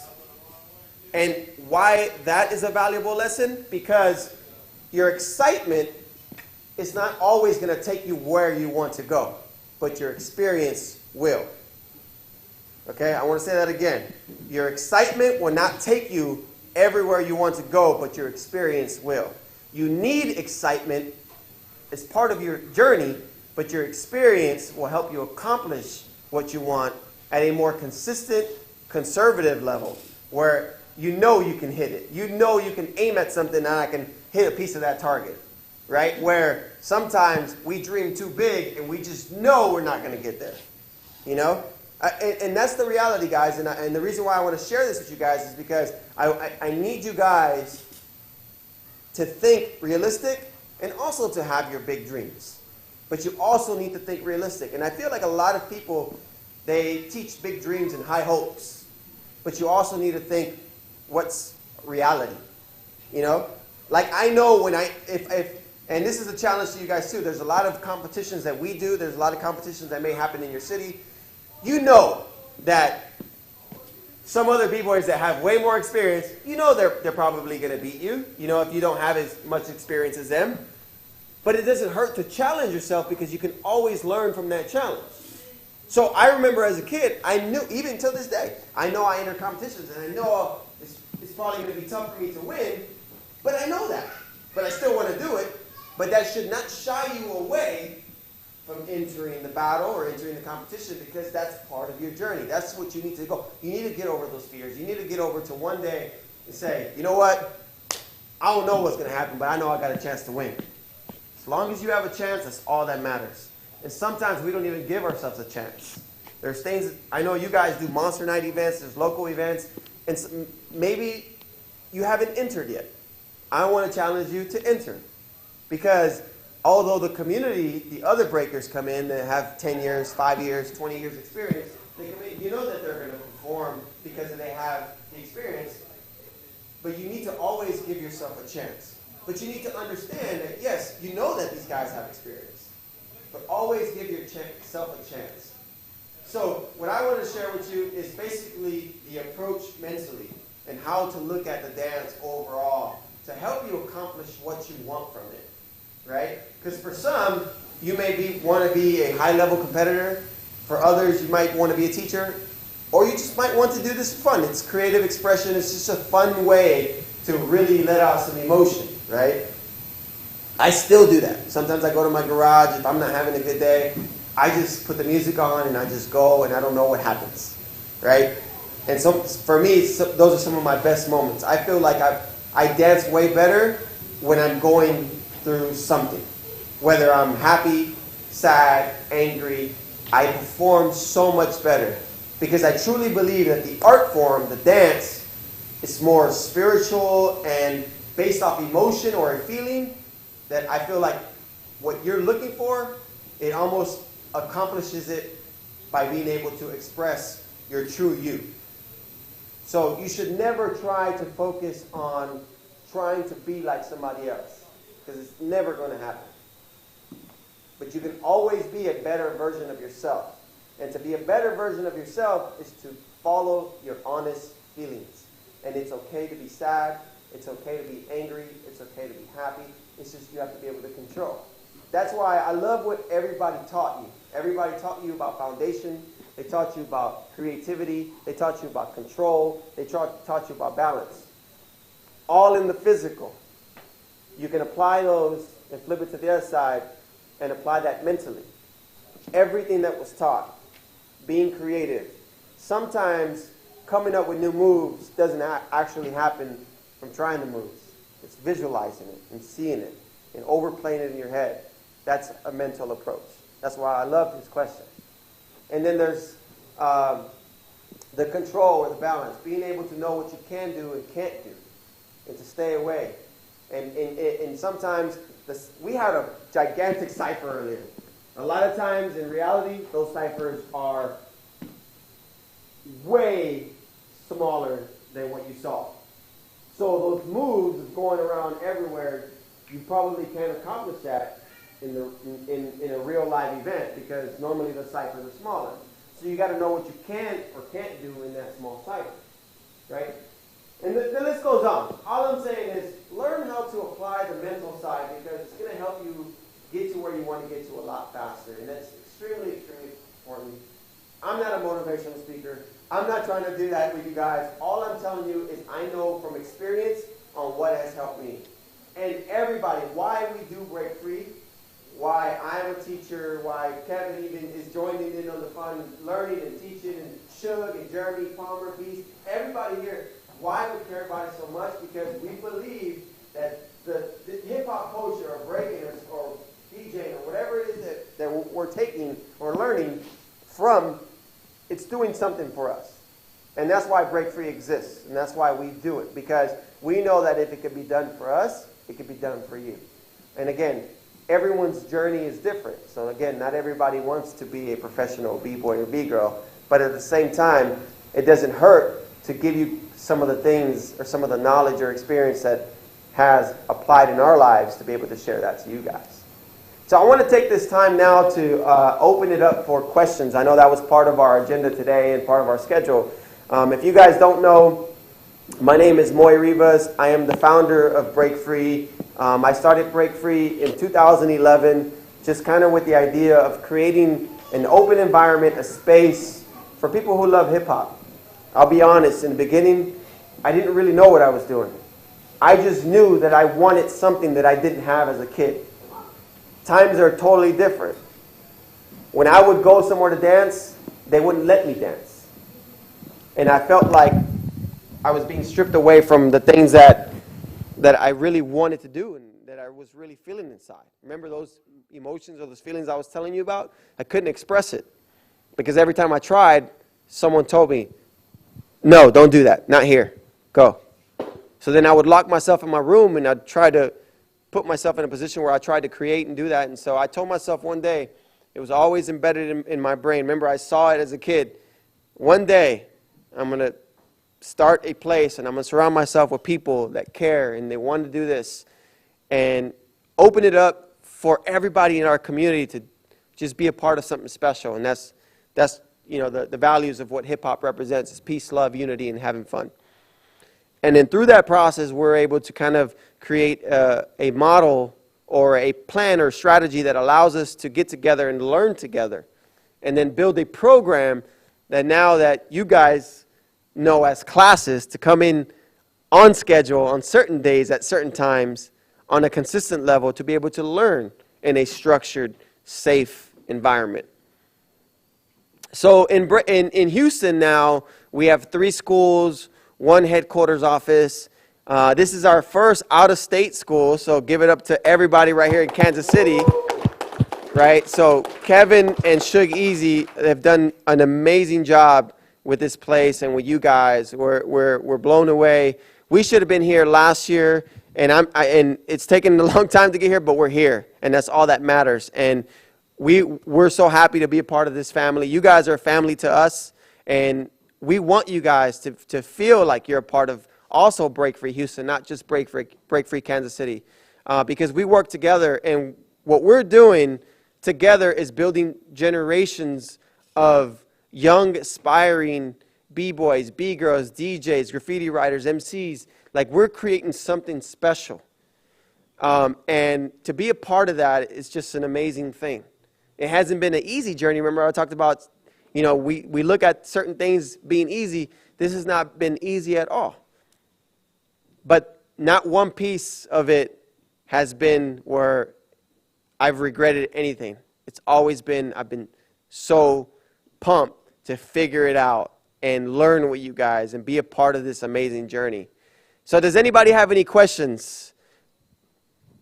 You guys got to have questions. This is an important time for you guys. It could be. 50 questions his battery ran out. His battery ran out. Yes, Kev. I have a question for you, Palmer. Yes.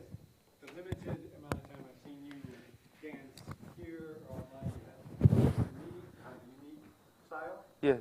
You dance a little bit differently, so all of these kids are all a little bit different shapes and sizes and stuff. How did you, not necessarily identify, but kind of just be okay with your style? Yeah, definitely. Yeah.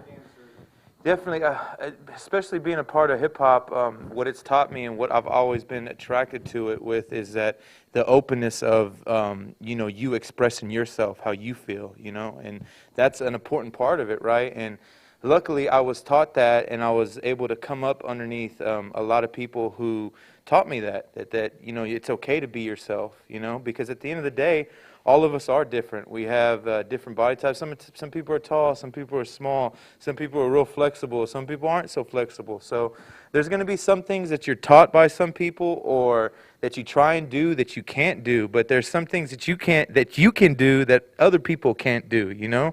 And those where your strengths are. And luckily I was able to play into my strengths and really just let it encapsulate me, and you know, just go on that journey of finding who I am. And also, I know Jeremy in his workshop, I kind of went backwards. Like, I didn't learn foundation first. I learned like sweeps and threads and doing like these kind of crazy movements before I learned foundation. So I had to go back and learn my foundation, and that's when I really started to develop my style. So I would say don't be afraid to express who you are, and then also to keep a strong foundation with you. Does anybody else have any other questions? Anything about what was taught? Maybe a question for Mr. Beast about any of the handstands? What about any moves that y'all didn't see today? Anybody have any questions about anything?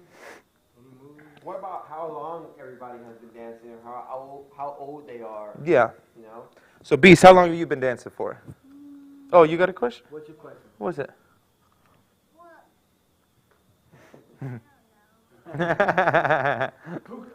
Who can guess how long I've been dancing?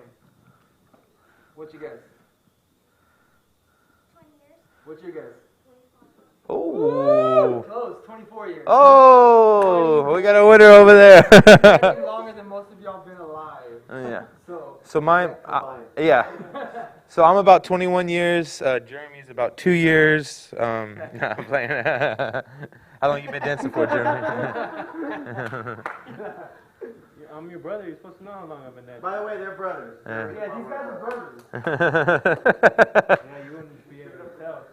So how long you been dancing, bro? 13 years. Yeah, we can tell. Yeah. So You just got roasted. 36 years old. I'll be 37 this year. Jeremy is 28 years old. 28, 34. 34, 36. Shug, hold up. How long you been dancing for, Shug? I'm 42. Woo, boy. How long you been dancing? That was 5. Oh my God. 2 minus 5. Somebody What's that? I can do the math. You do it. 37 years. So if you I started breaking in San Diego. nice, California. What year? 1984. Wow. Yeah. Man, you changed. Yeah, that's what dancing does. No, I'm serious too. That's what dancing does. Dancing is Amir, don't give him too much credit, bro. When you was breaking, you just sit on the street and just watch other people do it, and you go home and practice. You know, I think what was it?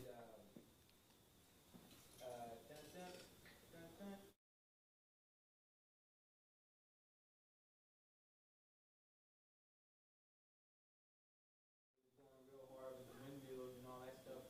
I was trying to do that, tearing my mom's house up, good little windows.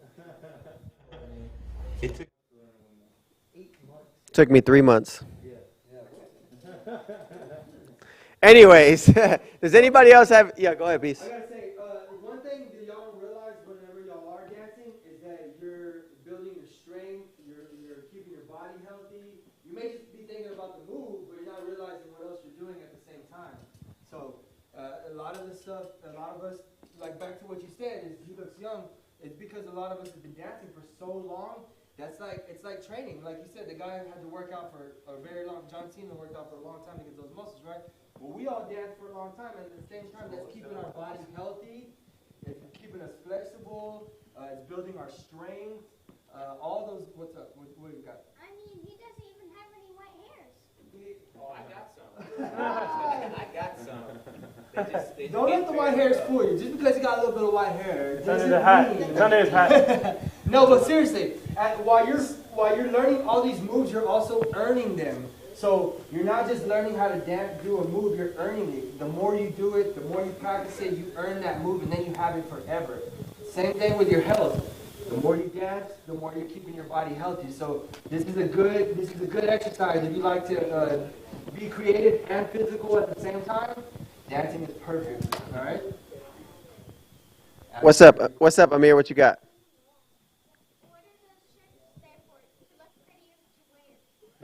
Yeah, a little bit of both. A little bit of both. You know what I mean? When you buy one, you can look pretty and wear it.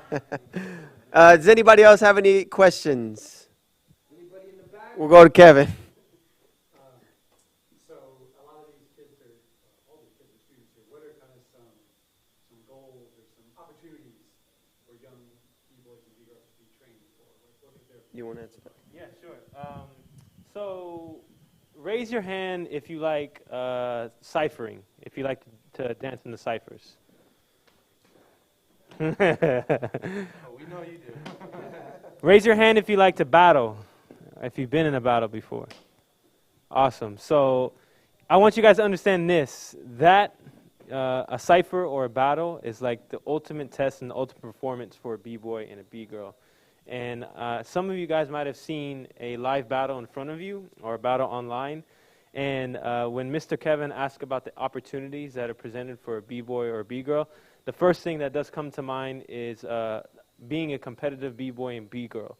And in that sense, let me relate it to you personally, guys. Whenever I first started dancing, 2006, my crew and my mentors, which include Moy, Palmer, and Beast, along with others, it wasn't taught to me, it was more so naturally introduced to me that battling and performing and ciphering is a part of B-boy and B-girl culture. And I'm sure you guys have heard this before, but breaking is going to be in the 2024 Olympics in Paris, which is a crazy thing to say, that there's going to be gold medalists in breaking in the Olympics in 2024. Actually, if you guys didn't know, in 2018 in Buenos Aires in the Youth Olympic Games, breaking was already in, and there was already a gold medalist, a B-boy from Russia, and a B-girl from Japan won the gold medal, the first gold medal, and went down in history as the first gold medalist in breaking history, in Olympic history. So that is a huge milestone, and that relates directly to opportunity and the word opportunity when it comes to this scene. That is on a high level, and I want you guys to understand that that aspiration and that goal is something that can be attainable through hard work and dedication. And I spoke about that path and that journey as an artist, right? And you guys will all have your own paths and your journeys, but that is definitely one option. There's tons of options, and if I talked about all of them, we'd be here for a long time. But just to go over more of them, you know, there's opportunities to teach in this dance. Who would be interested to raise your hand and possibly being a teacher one day when it comes to dance? Great. Awesome. There are roles for everybody. As long as you know, I spoke about passion, right? If you have passion, we are big believers, and I can say the same for Sugeasy and Mr. Kevin, that we believe that if you have passion and you are truly passionate about something, you can do it for the rest of your life, and you can even do it for a living and provide for your family, your eventual family, and your current family growing up and in the future. So being a competitor, right, of course, is a viable path now with the inclusion of breaking the Olympics, and even as it stands now. Second is being an instructor, being a teacher. You look at Sugeasy as your teacher, and we're also teachers in our own right. We have teachers in Houston at all 3 of our schools who do this, and they're able to provide and make a living off of this. Performing is also an opportunity, so being able to dance, and raise your hand if performing, whether it be on stage or in front of your family, if that interests you, if that's something that you are passionate about, performing.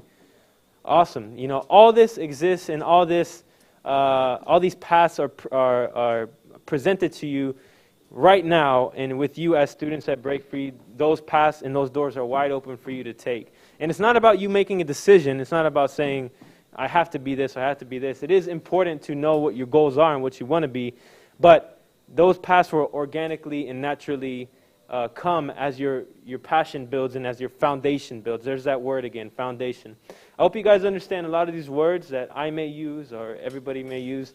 Pay attention to those key words that we say, right? And have these words stick in your head. So passion, foundation. All these things we say these over and over because they're things that have stuck with us throughout the years and have gotten us to where we want to be. But one thing I can say about opportunity, one thing I want y'all to have stick in your head when it comes to opportunity is that as long as you are passionate, guys, that's step one. If you are truly and genuinely passionate and then you fortify that passion with hard work and dedication, you can grab any opportunity that is there for you and you can bring it close to you. Yeah. Yeah, question. Yeah. Good question. So I first saw breaking as a kid. My older brother used to do it in the 1980s. I remember being 4 or 5 years old and just seeing it as a kid. And then when I was in middle school, that's when I fell in love with it and wanted to do it. This was 1995. I went to a middle school talent show, and I just saw a bunch of guys come up on stage, and they were like walking on their hands and spinning on their heads and their backs, and it just immediately just grabbed me and pulled me in and was like, I want to do that. And I remember that day I went home and moved my mom's living room furniture aside. Don't do this. and I would just start putting on music and just getting down. And what I thought was, breaking at the time, I was just, I saw it in my head and I was just trying these moves. And remember I told you that I beat myself up trying to learn the moves because I didn't have teachers. So I learned the hard way. But that's how I fell in love with dance, and I saw it at a middle school talent show, 1995. The short story about how I learned is I was around hip-hop culture. Palmer is my older brother, and I have vivid memories of him dancing and watching footage of classic breakdance footage and hip-hop culture footage, and that was embedded in me. And then my eventual mentorship with Moy and Beast and being around the hip-hop culture got me into it. And then the final thing that grabbed me fully into the culture is I attended a competition, a jam, for the first time in 2006. So me seeing it in full capacity at the highest level in a competitive scene and the battle happening in front of me and me being at an actual hip-hop jam is what solidified me. And I remember that night going home and saying, I want to do this. I really want to do this. And from that day on, it was a wrap. I will say that I think it's a great question you asked that, and I want everybody in here to think about how you guys started. And I think while there will be different details of each of it, I think it all can be traced back to a simple way of you guys found hip-hop. You experienced hip-hop. You came in the doors of Kansas City and you felt hip-hop, or you saw it. He talked about he saw it at a talent show. I saw it through my brother, and I saw it through an actual jam. But I think everybody gets into dancing and gets into breaking because at one point or another the details might change, but you actually experience hip-hop culture, you experience peace, love, unity, and having fun. So the way I got introduced to it, I found a couple of kids in my neighborhood who were breaking, and luckily they took me underneath their wing and they taught me what they knew, and I fell in love with it after that. Whenever I was younger, I really didn't have that much confidence.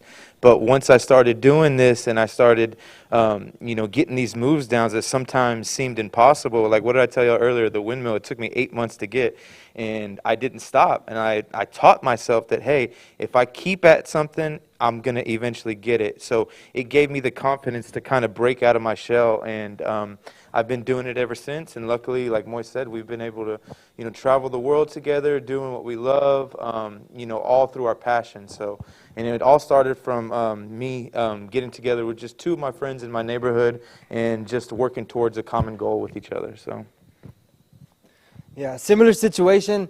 My cousins were dancing, and I actually started. I was an athlete. I played football and basketball, and I thought that's what I was going to do for the rest of my life. And I saw my cousins doing graffiti, so I was like, I want to try that because I didn't have a big brother. They were like my big brothers. So I started doing graffiti, and quickly I was like, okay, I can't do graffiti, and this is not for me. I'm not that good. I didn't really feel a passion in it.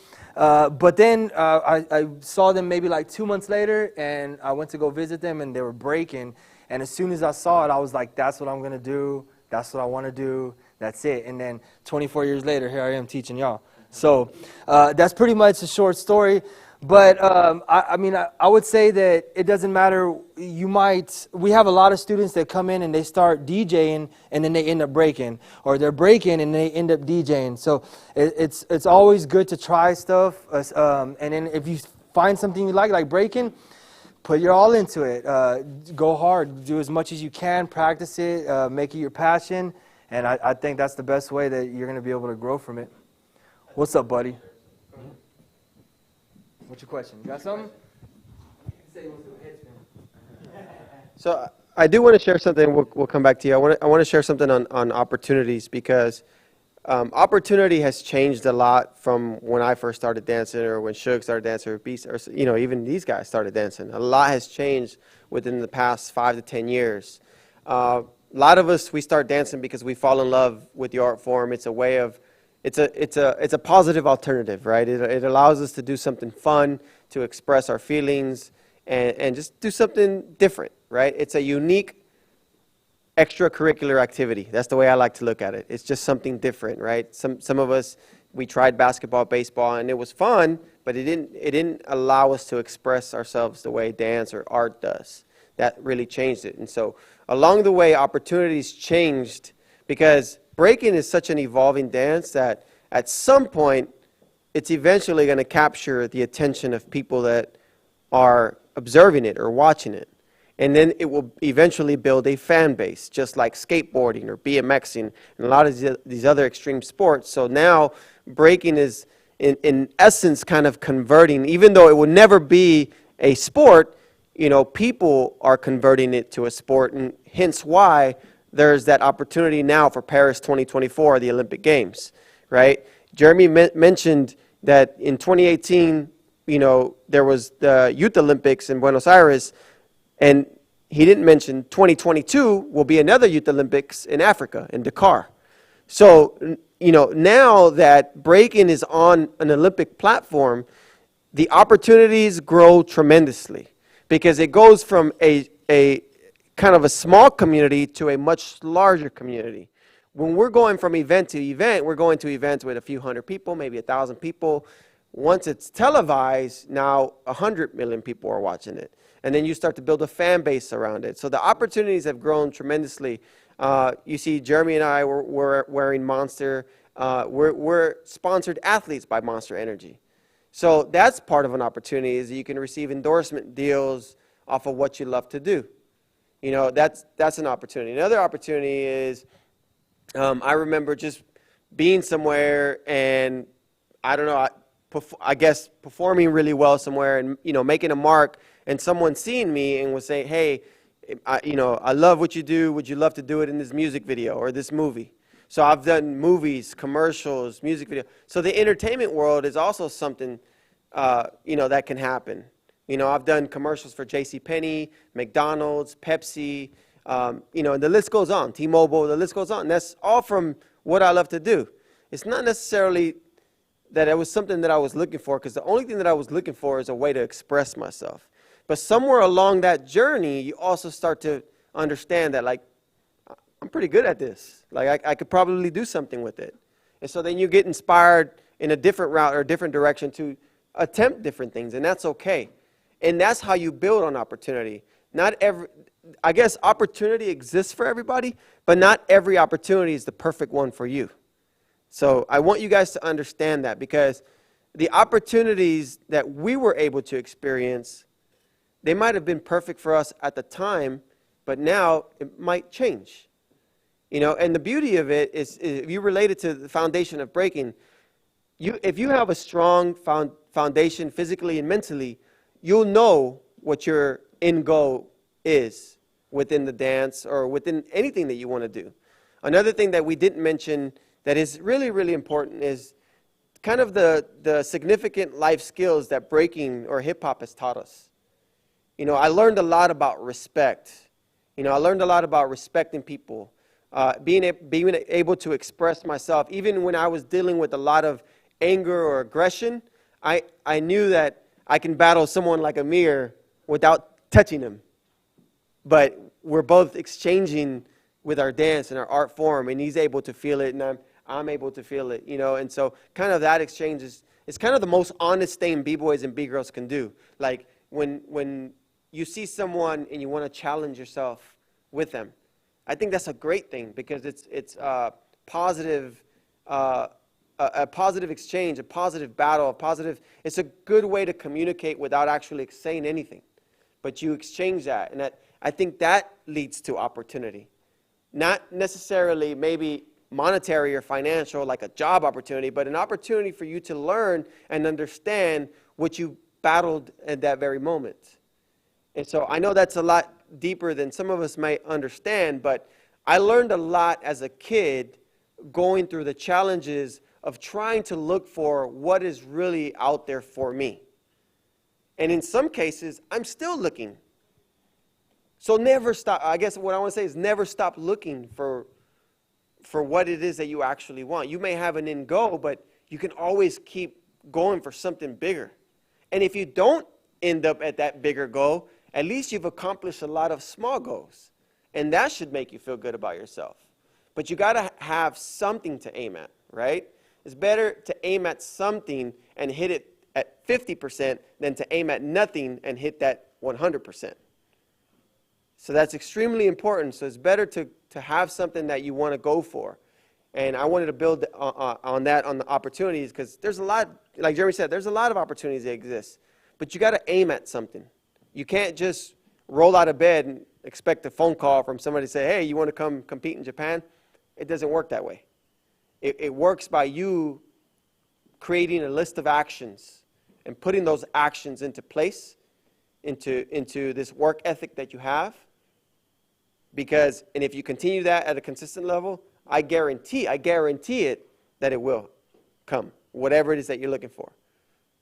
The moment you stop is the moment you won't witness that. Like B said, I liked his analogy of like, you know, you might be doing it for 3 months and you're like, man, I've been doing this for 3 months and I just give up. But it could have been 3 months and 1 day or 3 months and 2 days and you missed out by a day or two. And that's something that's really important to understand. I know you had a question.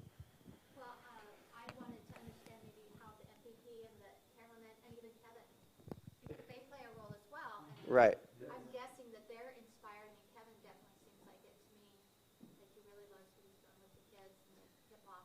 Sure. But also that the Break Free, it has a completely different culture than some of the other things I've seen online. And as a parent, I know that I really appreciate that. And I experienced that from Sugeasy and Kevin, and then learning about you Awesome.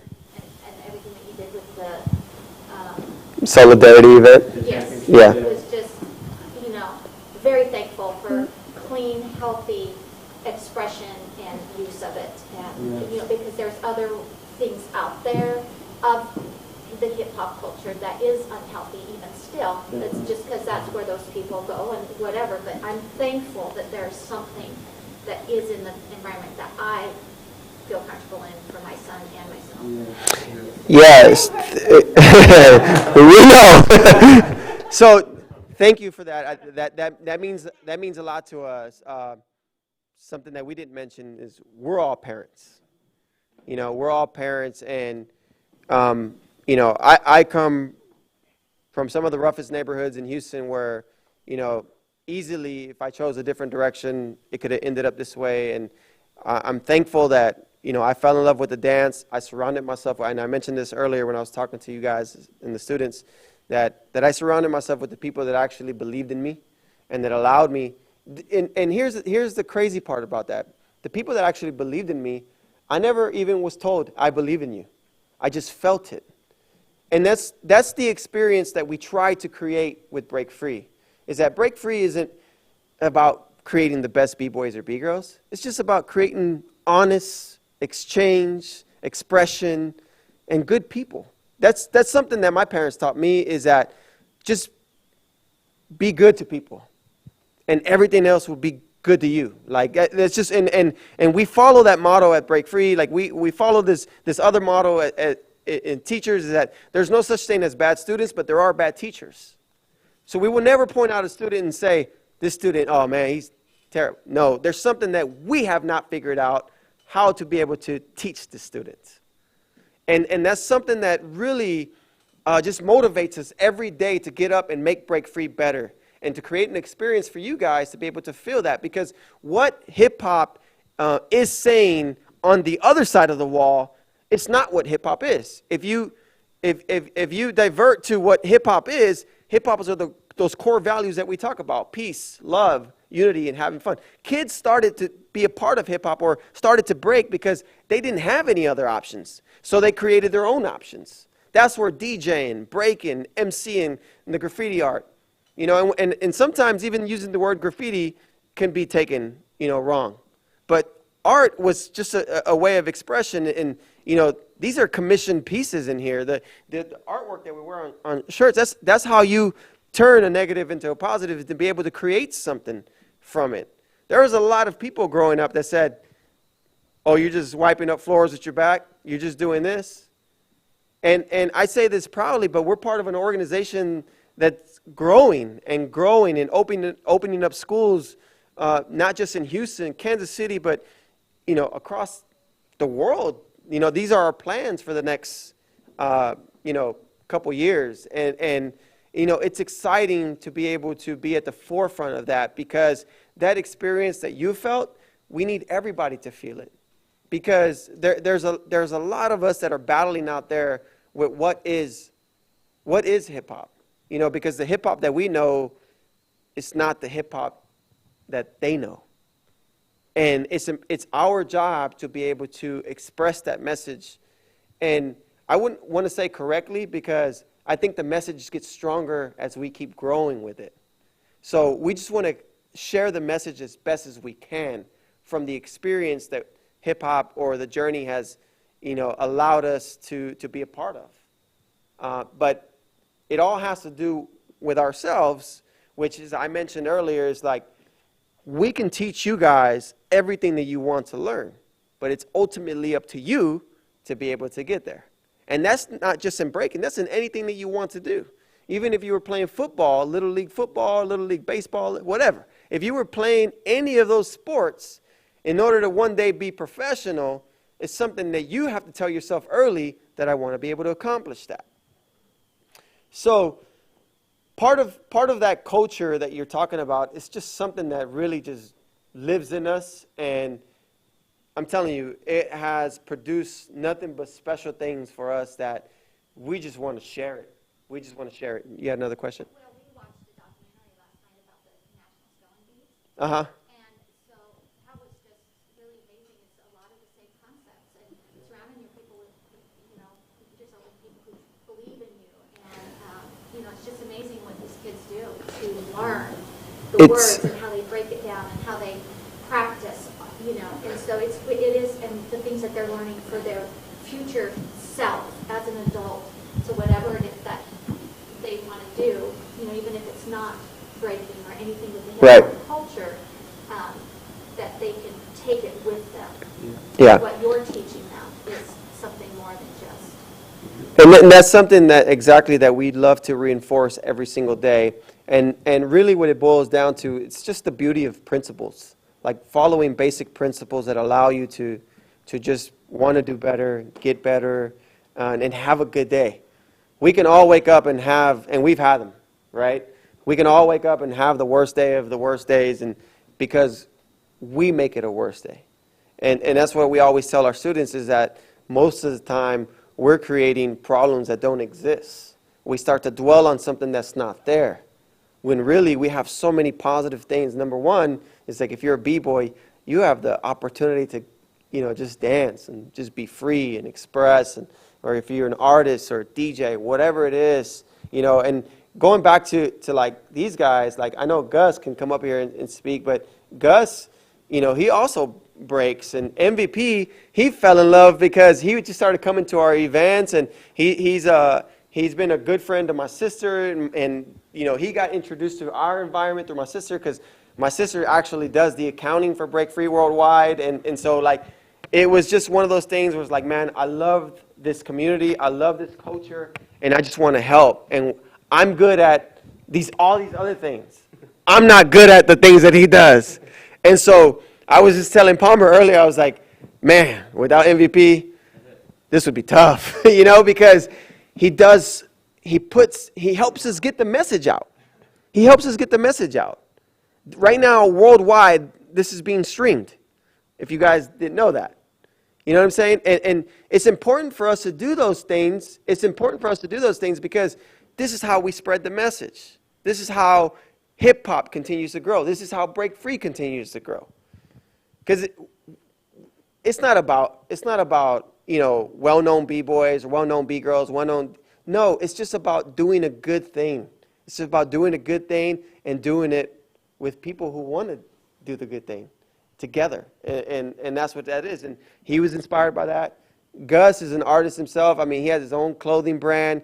He's a marketing manager for Break Free. So he runs our entire social media, creates all the content pieces that you guys saw on the Solidarity event, all those break tapes and all the stories. That's all him. So he has a different perspective. Remember when I said, if you learn how to look at breaking or hip-hop from out here, you're able to not only do it there, but you're able to do that. And so we'll sit down and collaborate on a lot of collaborative pieces that allow us to tell a story and to teach people on an educational level through video and not just through dance. And, he has an amazing eye for that to be able to accomplish something like that. MVP has an amazing mind to be able to put things together and work efficiently so everybody can see it across the world. And not only that, but internally. He does a lot of things internally that allows us to kind of keep the business and everything that we're doing together. Because one thing that I've learned, and why you mentioned, you've been to maybe other studios or whatever, but it maybe just doesn't flow correctly or it's just something different, is because without structure, you can't get anywhere.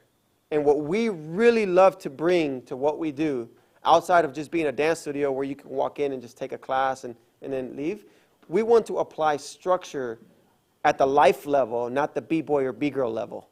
And if you teach them that as role models from a business level, and you guys see it, how everything operates, you pick up on it. And you start to see those things. And all of a sudden, it starts to kind of convert and translate over to us. And with that structure, you're allowed to build more structures. I shared this one time with our team back at home, is that one time I was on stage and I was performing. I was on tour with this company called the Groovaloo. And I want to share this because this quote will never leave my life. And this is random guy I've never met in my life. I'm in Paducah, Kentucky. I never even heard of that. But let me educate you guys on Paducah. Paducah, Kentucky is the home of Dippin' Dots. Oh, I love Dippin' Dots. So they had every Dippin' Dots known to mankind, like backstage for us and everything like that. So I never knew this. Anyways, random place, never thought the city existed ever in life, didn't even think Dippin' Dots came from there. We're doing this show. At the end of the show, this guy comes up to me, and he's just pointing his finger at me, and he looks at me, and he says, I'm just going to say this. And I'm like, say it. You've pointed at me for like a minute, and that's what I'm thinking. And he literally took him a little while to say it. And he says, a true master is not the one with the most students, but the one that creates the most masters. And when I heard that, I wanted to apply that to Break Free, because it wasn't about just getting a lot of students for Break Free, but to get a lot of students to help them become masters so they can turn students into masters. And without that, I got chills, without that concept or that model, this will not grow. So if it wasn't for him telling me, I would not be inspired to be able to accomplish some of the things that we've been able to accomplish. So it's like a lot of those, like, kind of those messages that people tell us, you hear it as kids, it might go through one ear and out the other, but as much as I thought some of those things that I never wanted my parents or my teachers to hear, those positive words have never left my life. I still remember every single one of them. I just tried to be a knucklehead kid and say I didn't hear it. But it never, like, something truly valuable will never leave. It always stays.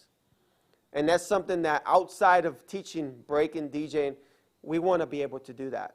We want to be able to do that. And so we're very honored and very thankful to be here, part of you guys, and take you guys in, and hopefully you guys accept us as part of the Break Free family, because we are. we're all on the same team. And I've tell Suge and Kevin all the time is like, let us know how we can help, or vice versa. We have a lot of events. I think that our schools need to be plugged in together. Our kids need to learn how to meet each other, battle each other online, whatever it is. They need to battle some of our students from Houston. Yeah, you guys battle some of our students from Houston or whatever. Be inspired by it. That's the beauty of it. If we never traveled to another event, we would never experience healthy competition with anybody else. So, anybody else have any questions or anything? Of course, Amir does. What's up? How much are they worth? That table, I'll sell it to you for $100,000. All right, we'll talk about it. Shirts are $20. We're selling shirts for $20. So, anybody, parents, anybody else? Suge, Kevin, you guys are good? Yo, thank you guys so much. We appreciate y'all.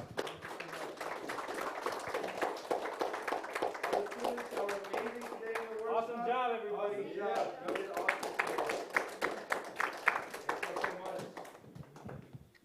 So, thank you, Kevin. Thank you, Suge, man. You guys are doing an awesome job. Keep it up, man. Give it up for Kevin and Suge, y'all. Yes. So currently there are 3 in Houston, 1 in Kansas City, and then we have a headquarters office. So 4 studios right now. Our goal is to open up 3 more by the end of this year and about 15 to 20 next year.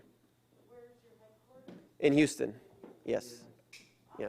So if you guys are ever in Houston, you guys know where to go. You have a home. Yeah, sure. Of course. Of course. I'm going to move to Houston. Where's Houston? If you move to Houston, I'm moving to Kansas City.